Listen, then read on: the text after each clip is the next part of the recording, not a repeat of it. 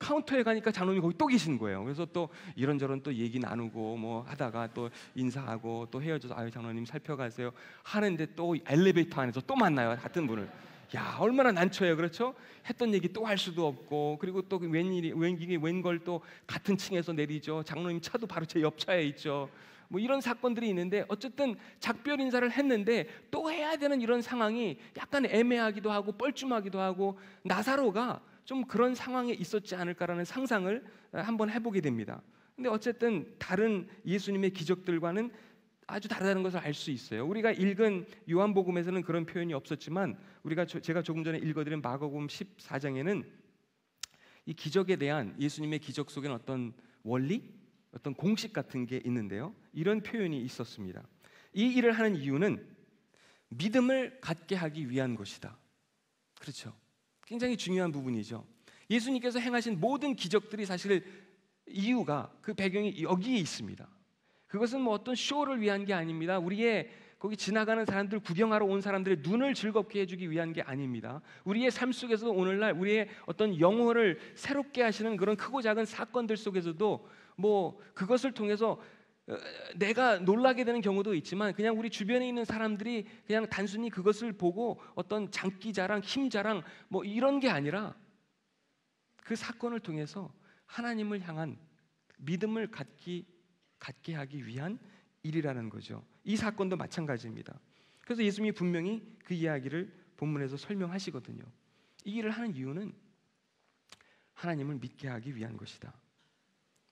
저희도 보면은요, 우리의 삶 속에서 그런 크고 작은 일들, 하나님이 일으키시는 일들이 있을 겁니다. 여러분도 그렇지 않나요? 근데 그 일로 인해서, 그 사건으로 인해서 하나님의 의도는 우리 주변에 있는 다른 사람들이 야, 이거는 사람이 할 수 있는 일이 아니다, 그런 고백이 나올 수 있도록 그런 일들을, 그런 사건들을, 그런 크고 작은 기적들을 하나님은 오늘도 여전히 저와 여러분의 삶 속에서 이루어 가시는 분이라고 생각합니다. 제가 편지 하나를 읽어드릴 텐데요, 얼마 전에 뭐 그렇게 오래된 일은 아니지만 우리 교회에 와서 어느 청년이 여기서 그 아리따운 자매를 만나게 됩니다. 그리고 교제를 하게 됩니다. 그리고 결혼을 하게 됩니다. 그리고 저에게 주례를 부탁하게 됩니다. 그렇게 결혼을 하고 신혼여행을 가요. 신혼여행을 갔다 와서 저에게 이 신랑이 편지를, 일종의 뭐 고맙다는 감사 편지인데요, 저에게 막 너무너무 감동이 되는 내용이더라고요. 제가 다 읽어드릴 수는 없으니까 부분적으로만 읽어드릴게요. 아실지 모르겠지만 저는 살면서 처음으로 교회를 접하게 된 새신자입니다. 저는 어렸을 때부터 교회를 모르고 살았고요, 심지어 군대에서도 절을 다녔거든요. 저희 집은 불교라 교회를 접할 기회가 당연히 없었던 것 같습니다. 그만큼 저에게 교회라는 곳은 불편한 것이었거든요.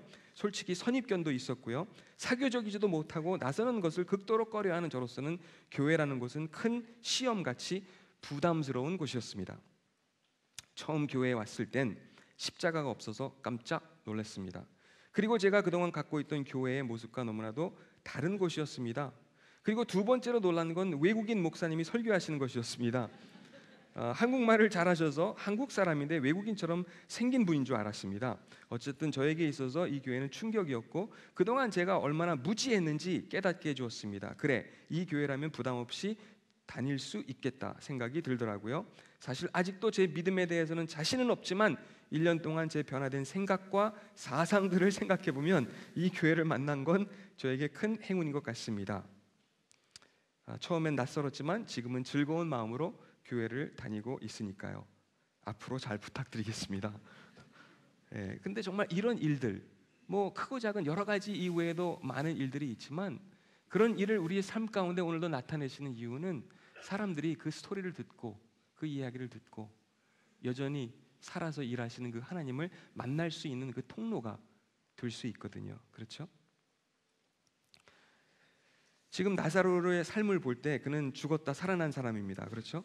나사로의 이야기를 직접 우리가 들어볼 수 있겠다면 너무 좋겠지만 그럴 수는 없죠. 근데 나사로가 지금 우리가 읽은 본문에 보니까 그를 죽이려고 하는 사람들이 있었어요.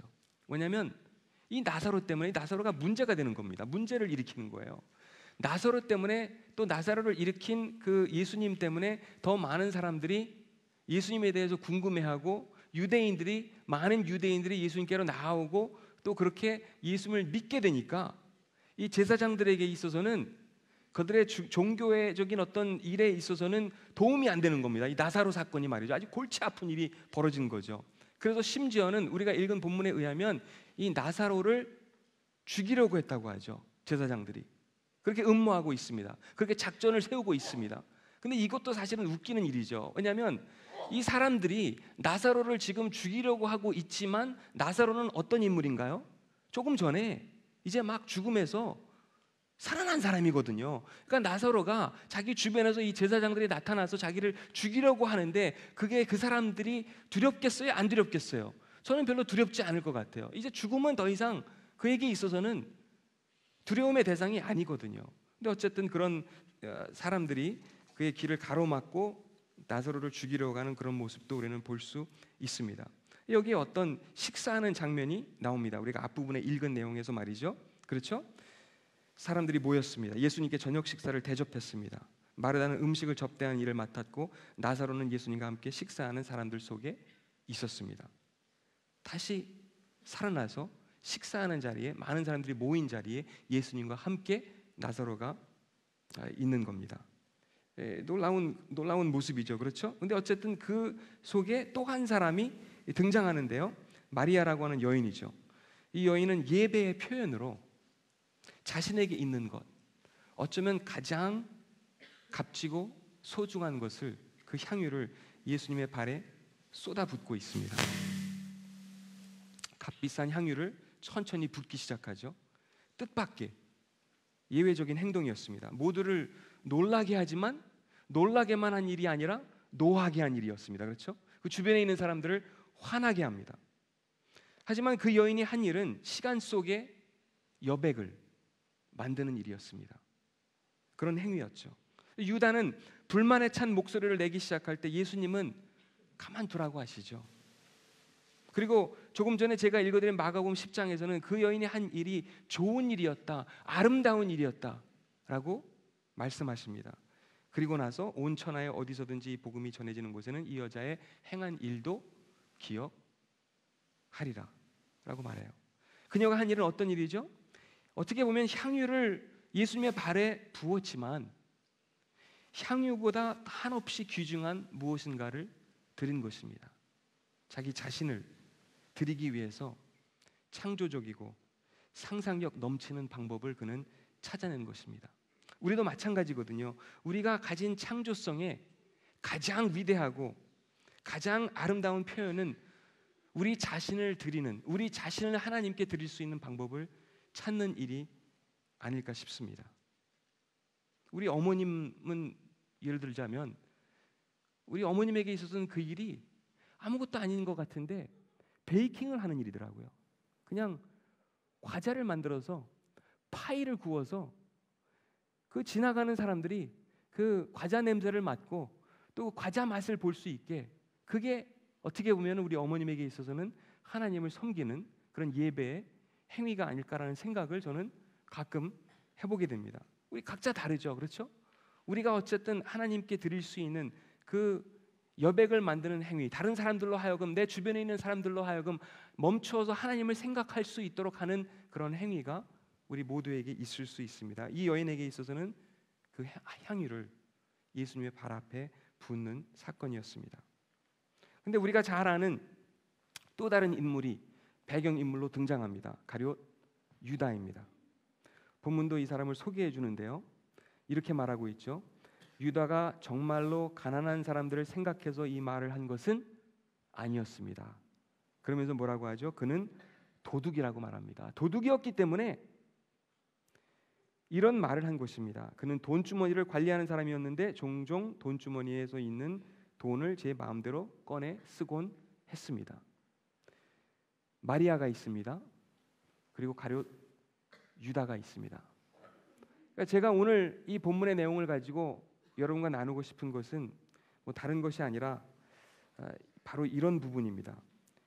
한 사람은 자신에게 있어서 가장 귀한 어떤 것을, 자신의 상상력을 동원해서, 창조력을 동원해서 가장 귀한 것을 하나님께 드리고자 했습니다.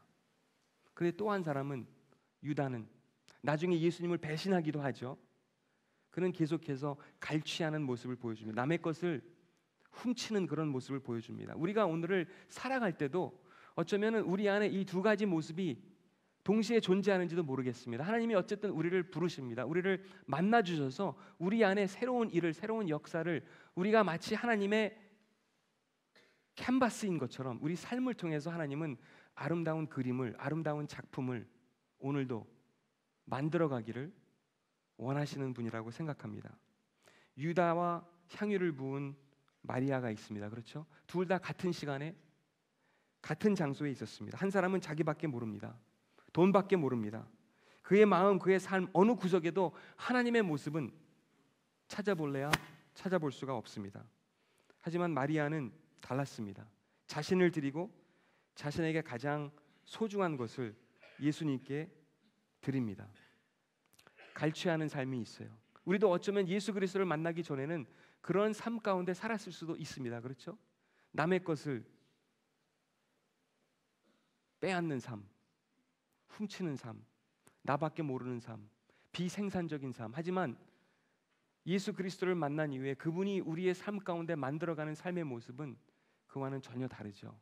아름다운 삶, 남에게 베푸는 삶, 생산적인 삶, 이제는 창조하는 삶, 그러한 삶 가운데로 하나님께서는 여전히 저와 여러분을 부르시는 줄 믿습니다. 같이 기도하겠습니다.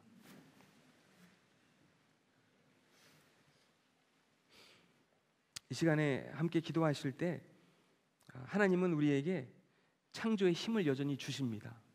그래서 우리가 있는 삶의 자리를, 우리 주변을, 우리 교회를, 우리 사회를 더 아름답게 만들어갈 수 있도록 우리를 사용하십니다.